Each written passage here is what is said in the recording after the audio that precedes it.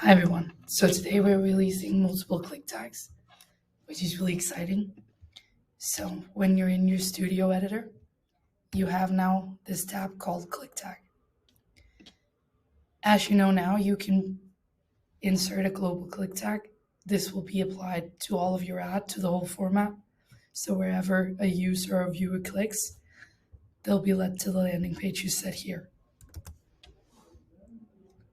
However, now, which is really exciting, you can add content specific click tags. So if I click here, this will appear. So first of all, I can name it. So for example, if this is just my click tag I want for frame 1, I can call it frame 1 to give it a great structure. I can set duration. So I know right now that my first frame only lasts to about 3.5 seconds.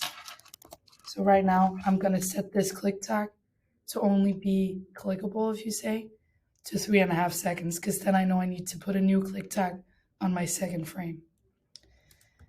Simply paste in the URL here, say configure element, and then we go down here, and then all the layers that we have will appear here.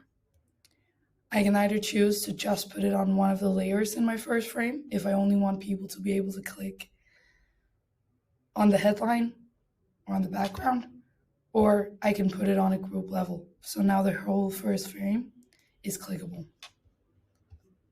And then that's my first content specific click tag. I can simply add a new one by just going up here, and then this one will appear. Then I can say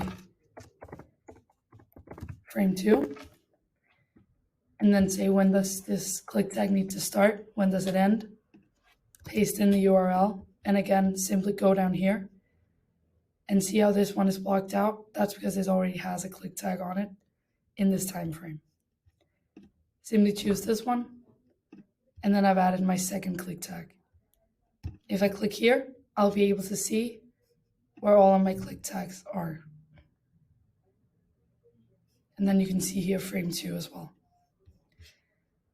And then I can say hide click tags. I can always see the single. So right now, this one will appear where it says frame 1, indicating that this click tag is for this one. So yeah, that's multiple click tags. That's how you use it.